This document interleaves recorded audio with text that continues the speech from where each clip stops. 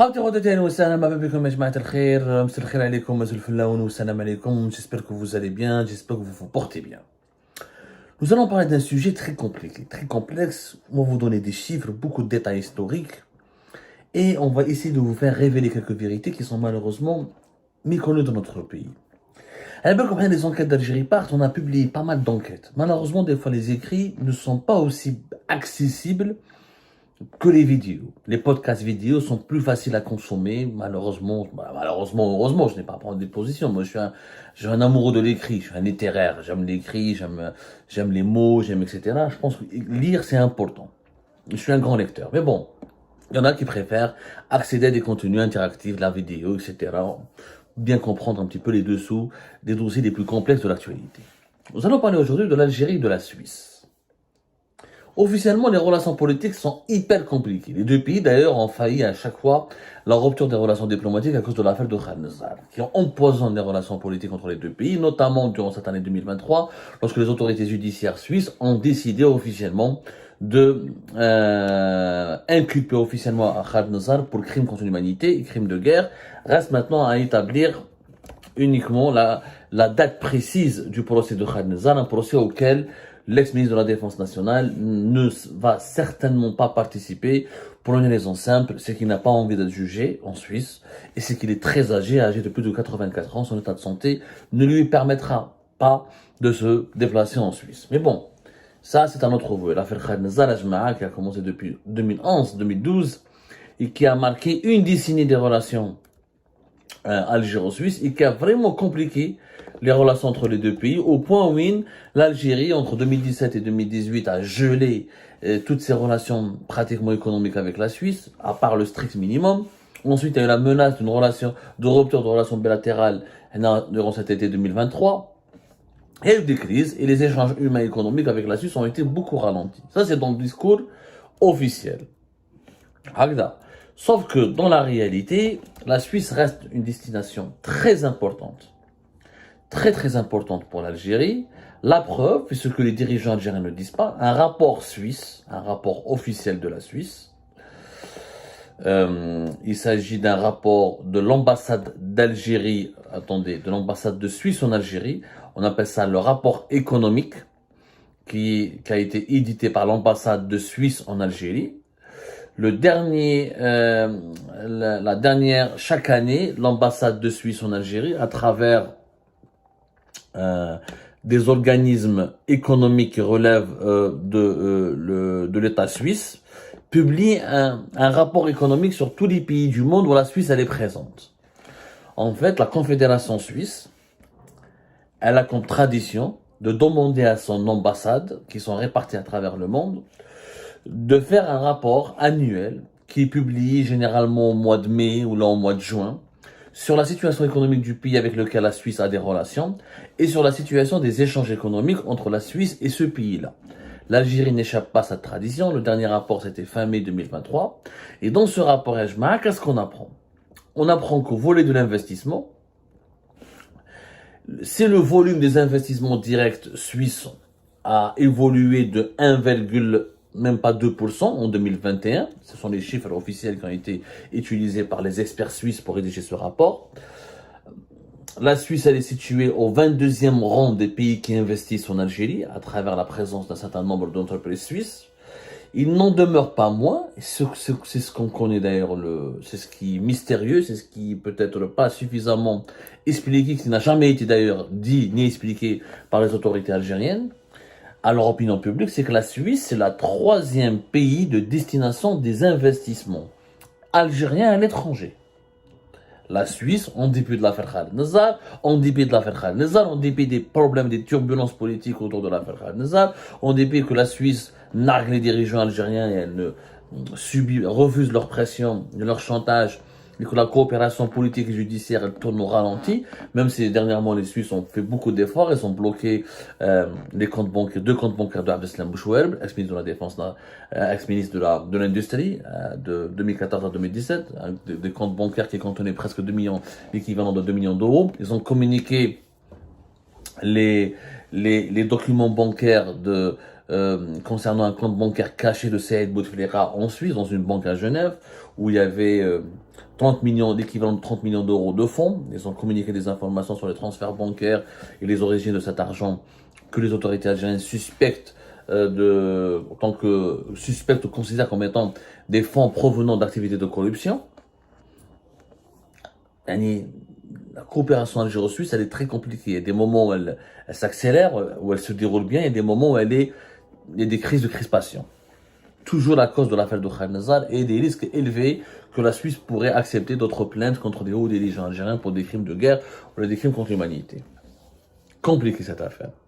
La Suisse, malgré tous ces problèmes politiques, est la troisième destination d'investissement direct algérien à l'étranger. Que disent les chiffres? Le premier pays, ça reste l'Italie. Deuxième pays, c'est l'Espagne. L'Algérie a investi en 2021 l'équivalent de 270 millions de dollars. Alors qu'elle a investi en Italie 1 milliard de dollars et en Espagne 360 millions de dollars. Alors, l'Espagne et l'Italie, c'est compréhensible. Ce sont les deux plus importants clients du gaz algérien. Et l'Algérie, à travers la Sonatrach, a des participations dans plusieurs entreprises italiennes et espagnoles où elle doit commercialiser et distribuer le gaz qu'elle vend en Italie et à l'Espagne. En Italie, nous avons toute une raffinerie, la raffinerie d'Augusta, l'une des plus importantes raffineries en Italie dans le bassin méditerranéen, qui nous ramène d'ailleurs beaucoup d'argent, contrairement à ce que les experts de pacotille et les experts des plateaux de télévision algériennes ont affirmé de 2018 à 2020, ou à 2021. L'Italie ou l'Espagne, c'est des cas particuliers. Mais, où sont partis les 270 millions de dollars investis par l'Algérie en Suisse? En Italie, il y a Benna, qui est la raffinerie Augusta, il y a des filiales de Sonatrach. En Espagne, il y a plusieurs filiales de Sonatrach. Il y a deux pipelines qui relient l'Algérie à l'Espagne et à l'Italie, le fameux Medgaz et le Transméditerranean Pipeline, là on les comatille. Mais avec la Suisse, nous avons des échanges économiques pratiquement gelés. Nous avons une coopération, et voilà, les chiffres en 2021, les Suisses ont investi à peine 3 millions de dollars en Algérie. Les investissements suisses ont augmenté uniquement de 3 millions de dollars. Le rapport, il y a eu des entreprises suisses qui ont pris, durant l'époque de Bouteflika, qui ont pris des marchés importants. Par exemple, le constructeur Stadler, qui a fourni des locomotives, 64 locomotives de train pour la SNTF. C'est les fameuses locomotives qui sont utilisées pour assurer la liaison de train, la ligne ferroviaire Alger-Afron, Alger-Raya. Ça, c'est des Suisses. Les Suisses aussi ont réalisé le centre commercial de Bab Zouar à travers le groupe Jelmoli. Ils ont réalisé des ports secs avec le géant MSC Shipping. Il y a eu Swissport qui a géré aussi un terminal de fret à l'aéroport international d'Alger. Il y a eu Nestlé qui est présente en Algérie. Mais voilà, il y a eu, en plus les Suisses sont forts dans la pharmaceutique. Il y a quelques laboratoires pharmaceutiques importants qui sont installés à Alger, mais à travers des filiales. Mais ils n'ont jamais développé d'activité industrielle novatrice ou là innovante ou là intéressante. Les échanges économiques entre l'Algérie et la Suisse en 2019, c'était 363 millions de dollars. Et c'est très très mineur, pas vraiment important. 300 millions de dollars, c'est pas important. C'est pas l'Italie, c'est pas la France, c'est pas l'Espagne. La Suisse n'est pas un partenaire économique majeur.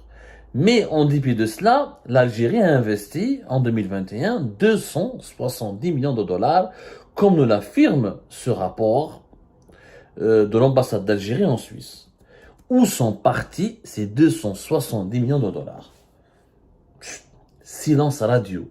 Aucune transparence de la part du gouvernement algérien. Et pourtant, ce que les Algériens ne savent pas, c'est qu'en Suisse, l'Algérie a au moins 3 intérêts économiques. 3 centres d'intérêt. Le premier centre d'intérêt, c'est que l'Algérie détient une banque que les Algériens ne connaissent pas. On appelle ça la BACE, qui est une banque algérienne qui a été créée en 1981 à Zurich. C'est une banque suisse qui appartient à l'Algérie. Elle est vraiment, on l'appelle la Banque algérienne du commerce extérieur, la BACE. C'est l'une des 2 premières banques algériennes à l'étranger, dans la BACE, où on a la BIA Bank, la Banque intercontinentale arabe, qui a été créée conjointement au cours de la fin des années 70 entre l'Algérie et la Libye. 2 importantes banques, sauf qu'en Suisse, c'est une banque qui est 100% algérienne, alors que la BIA, elle est conjointement, elle appartient à 50%, 50% pour l'Algérie, 50% pour la Libye. L'Algérie aussi a une filiale à travers Sonatrach. Elle a deux sociétés en Suisse. La première, c'est une filiale qui s'appelle la Samco, qui est une société qui distribue et commercialise du gaz naturel en Suisse, qui a été créée et gérée par l'État avec Sonatrach et l'italien Eni. Ou qu'il y a une autre société très peu connue, on a Illison Marketing, qui est une société créée entre le géant allemand qui fabrique les gaz industriels et les produits de détergent Linde, avec Sonatrach. Ils ont un siège à Lausanne, à proximité de Lausanne, en Suisse. Et l'objectif de cette société en Suisse, c'est de vendre les quantités d'hélium qui sont produites dans une usine qui est située à Skikda et qui appartient au géant allemand Linde et à Sonatrach. Ce sont les trois principaux centres d'intérêt que possède l'Algérie, centres d'intérêt économique que possède l'Algérie en Suisse. Illison Production SPA, c'est 50% Linde, 50% Sonatrach, et Illison Marketing qui est basé en Suisse, 50% Sonatrach, 50% le géant allemand Linde.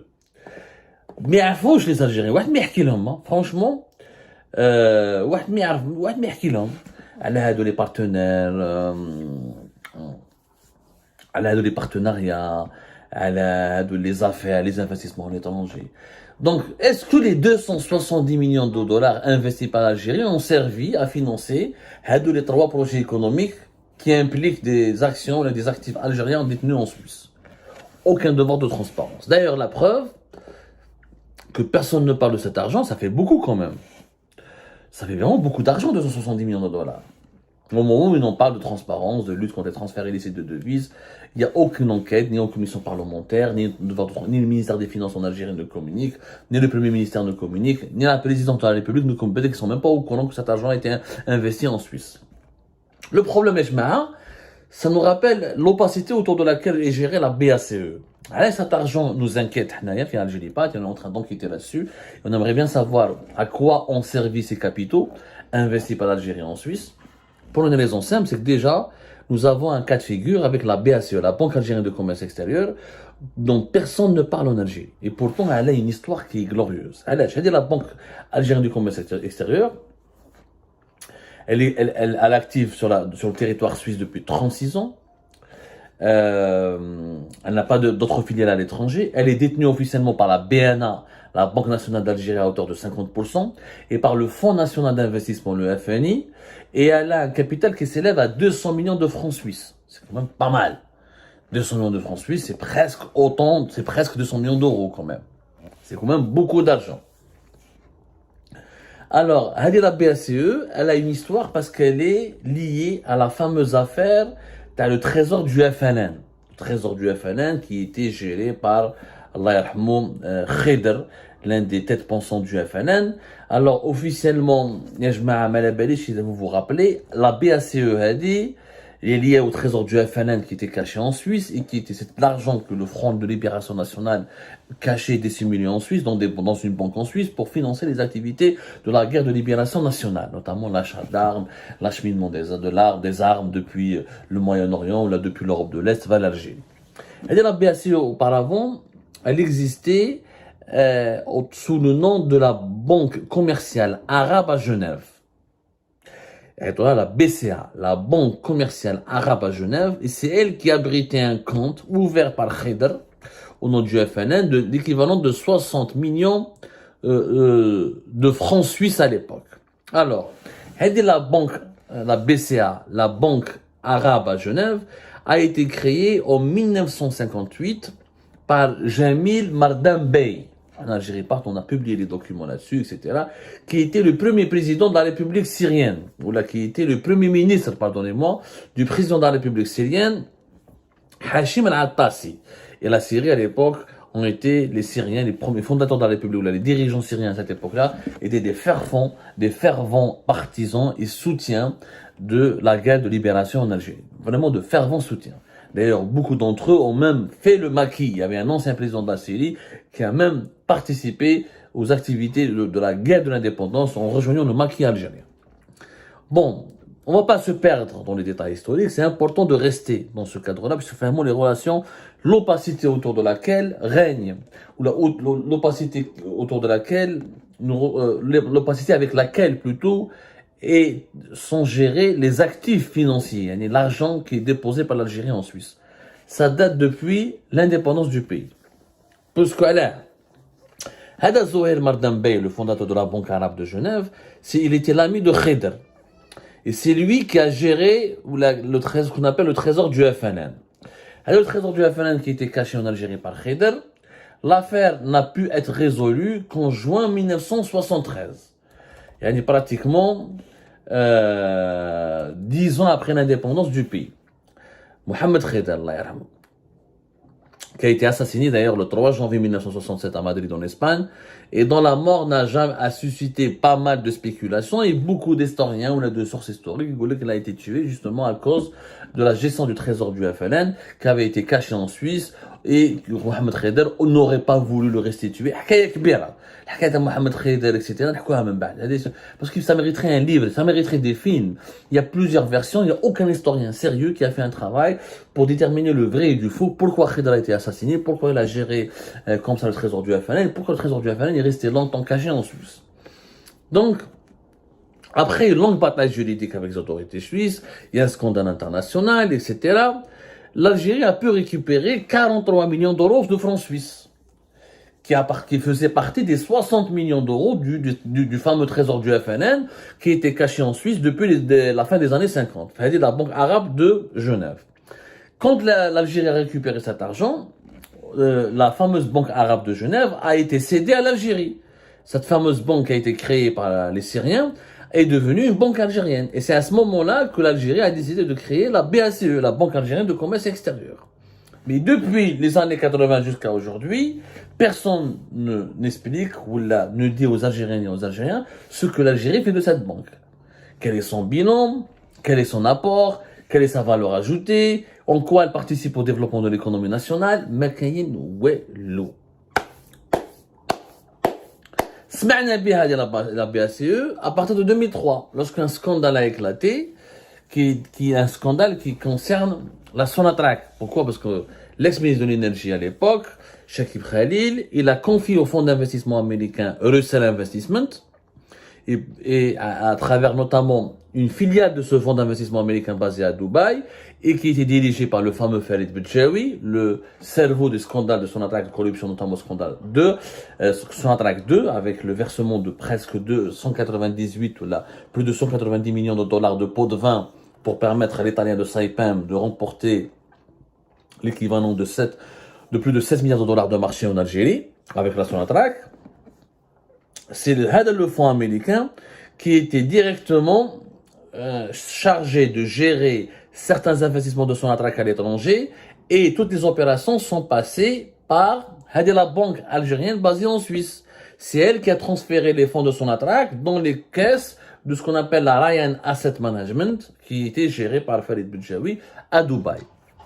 Depuis, il y a eu un scandale, etc. Donc, les comptes bancaires de cette banque ont été contrôlés, etc.